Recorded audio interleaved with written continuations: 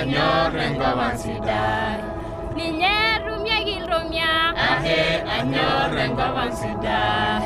Ninyerumia gindimi. Ahe anyor ngovansidai. Enana borelonyo. Ahe anyor ngovansidai. Engop. This land mean home, mean my heritage, and mean my everything. When I see this land, it reminds me of a lot of things. While we were young, we used to graze cattle here and the goats. Also, it's a source of medicine here, and also just enjoying the nature. Like, it's very friendly, yet relaxing. I grew up in Pardamat Conservation Area. When I was young, looking after my father's cattle, I grew up with wildlife. Sometimes we interact with wildlife. Some landscapes shape the people who live within them. Across the vast savanna of southern Kenya lies one of the most remarkable wildlife landscapes on earth, the Maasai Mara.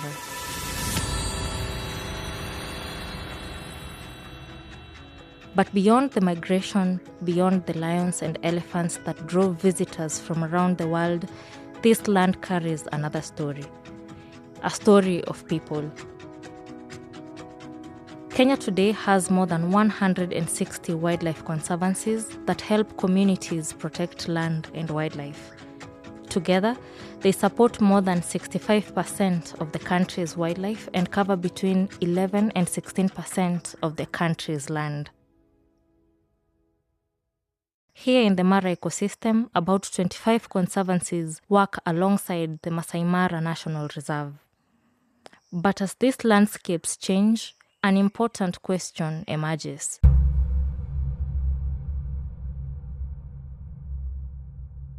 How do the young people growing up in these conservancies understand their land, their wildlife, and the future in conservation?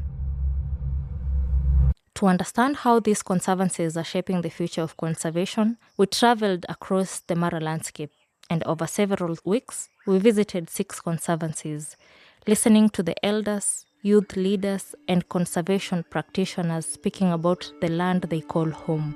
Okay, these lands, while we were young, the lands were free. There were no fences anywhere. So it was just a free movement area. The animals, wild animals and the domestic animals interacting. You would move to where you want to move, and no one will ask you.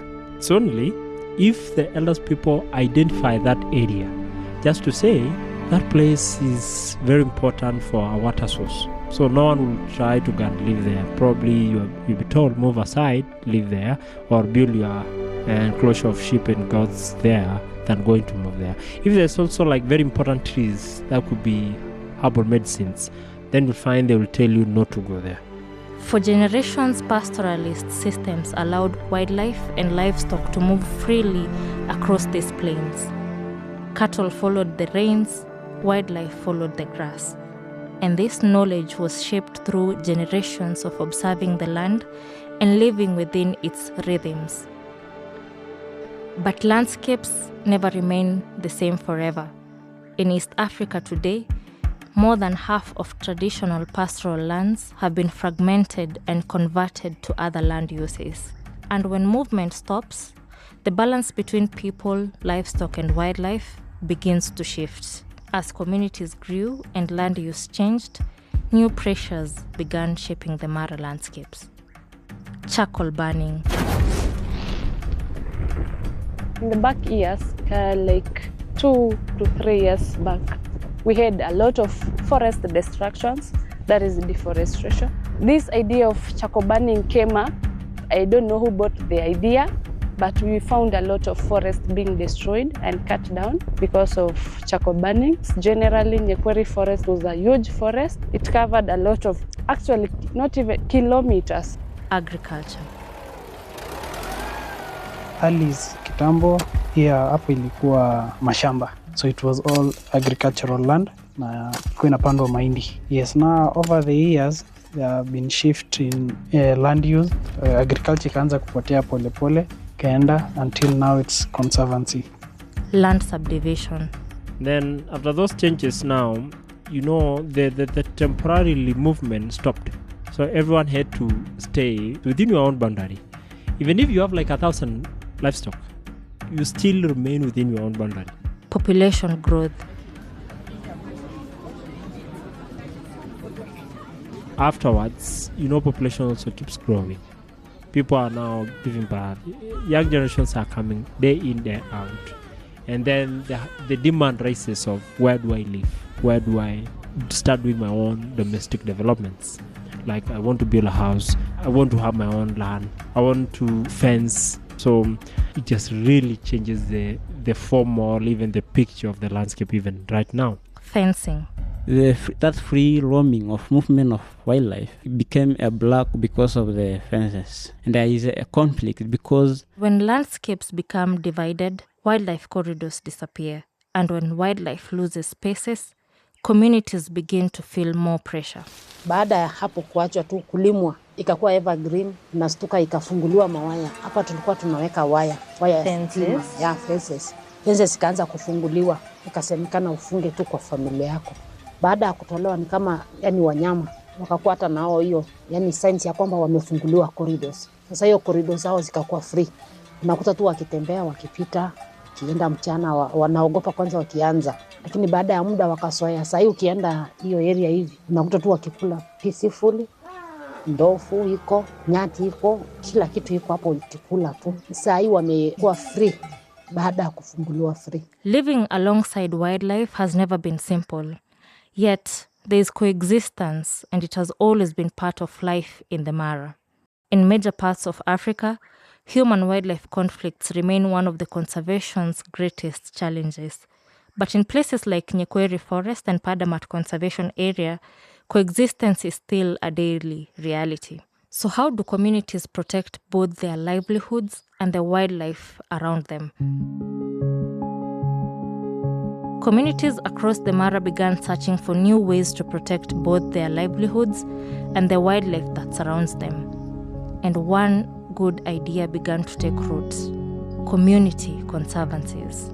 Conservancy iliingia tukaacha kulima, maana sasa wanyama wamekuwa wengi, na wamefunguliwa, wamekuwa free.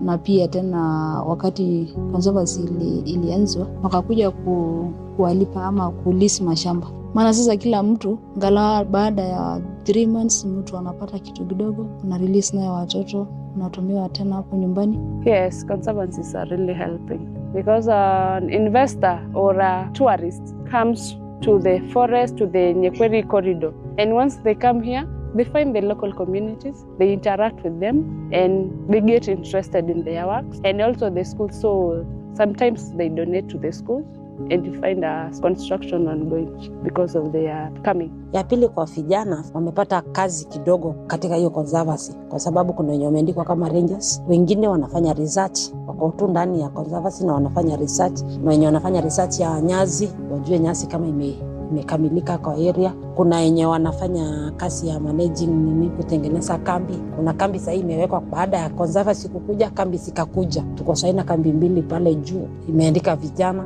ya hii area tu. Kuna vijana wanaendelea kazi huko. Kwa hivyo tukiona imetusaidia kwa jumla. Tumeona faida ya conservancy. So in the youth camps, this is what we do. During the long holidays, we have those youths who are under scholarships. They are getting funds for their complete studies. That is for basic and tertiary, where we get them to a 2 weeks camp, and they get to learn on things to do with cleanliness, sexual reproductive health, things to do with choosing courses when they join maybe campus, or for those who have finished high school, they'll have to be guided on what course to choose. Community conservancies have become one of the most innovative conservation models across Kenya. In many conservancies, grazing is carefully managed through rotational grazing systems. This allows livestock to find pasture even during dry seasons while protecting grasslands from overuse. For many communities, conservancies have brought both opportunity and change. They create employment, support education, and ask communities to rethink how land is used for both people and wildlife. And how exactly are we involving women in all this?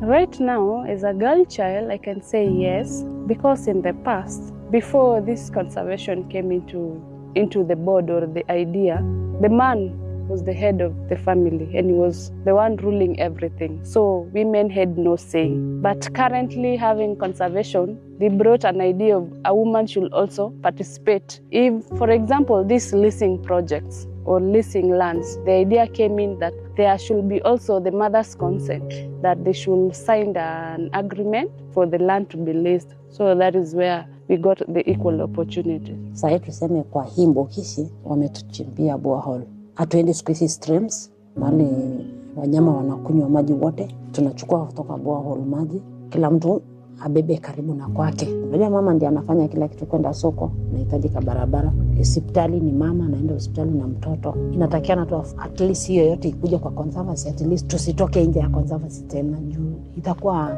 bit dangerous ukienda na miguu, ukienda na wapi na ndio wanyama wamejaa. Unajua sasa wanyama waogopi. Women are increasingly becoming part of conservation work and decision making in the Mara landscape. For generations, women have cared for the land through their daily responsibilities, like fetching water, gathering firewood, caring for households and livestock, and now many are also stepping into new roles, helping guide conservation decisions. But even in this conservation landscape, they also face different pressures and demand for natural resources. Nikicombine kulima na conservancy, na unajua ukilima tuseme umelima shamba lako, mahindi imeiva, utahitaji plania vitu mingi ama kufanya vitu mingi, maana unatoa mahindi kwa shamba, maragwe unauza, unapata pesa yako on time na unapata zikuwa nyingi. Kwa ile kitu sahihi conservancy yenye imekuwa tofauti ya conservancy na ukulima, conservancy saa zingine ina delay kulipa watu. Saa ile kuna mvua unapata rains become subnormal, floods, land is swept. We're losing land. Growing towns and cities are taking advantage of this land as well. And we may not be the one developing such cities. So unaona siku hizi wanakuja wanafanya sand harvesting for constructions in the cities. And siku hizi kuna machineries. Kuna ile lori inaingia kwa mto na yatengeneza highway kwa mto. And we've got that challenge here at Isaten, sea and all along to Mararipoi Conservancy. That land is being lost from, it's extraction of a piece of land. As sand is piece of land. Maybe some regrets because land has been sold mostly to foreigners who are not familiar to the land use here. Definitely what you'll expect after all those changes, creation of space for settlements. There's some very important water points that have been having people living just nearby. So that water source is no more. You'll find the habitat of some wildlife have been tempered. People creating space to live there. So those habitats are no more.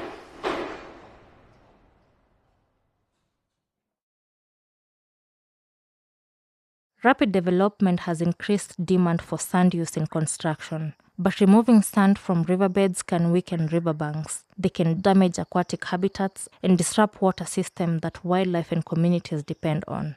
Balancing development, livelihoods, and conservation remains one of the biggest challenges facing the Mara ecosystem. And for conservation to succeed, many believe it must bring together knowledge from different generations. And here in the Mara landscape, conservation is increasingly becoming a shared effort.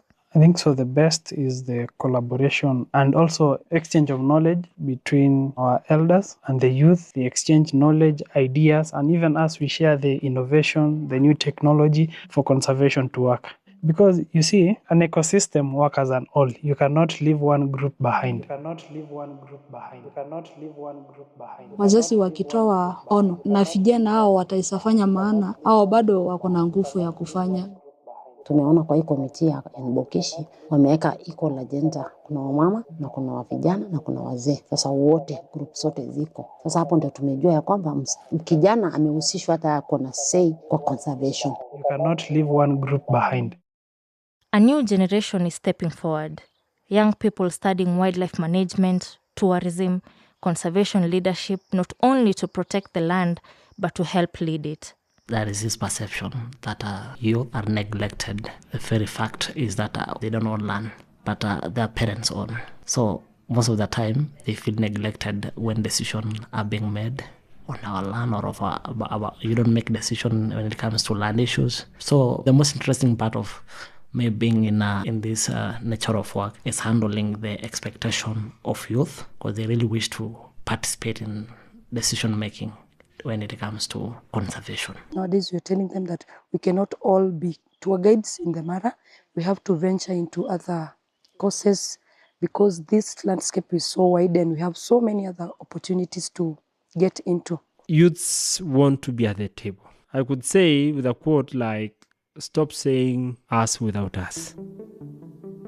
Conservation in the Mara means different things to different people. For some people, it is about protecting the future. Others, it is about strengthening communities. But for many young people, it is rescuing the land they grew up on.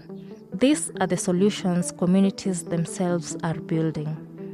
Conservation, to me, it's about community. Because these people are the one doing the conservation. Whenever the community is satisfied, the wildlife also itakuwa sawa, itakuwa na shida. Stop saying us without us. Around the area, we have the conservation restoration process. That is where we give the community members young trees, the seedlings, where we go rescue them from the forest. We give to the community. If it's a person or a member of the conservancy, we give them free. At times, we also charge a fee.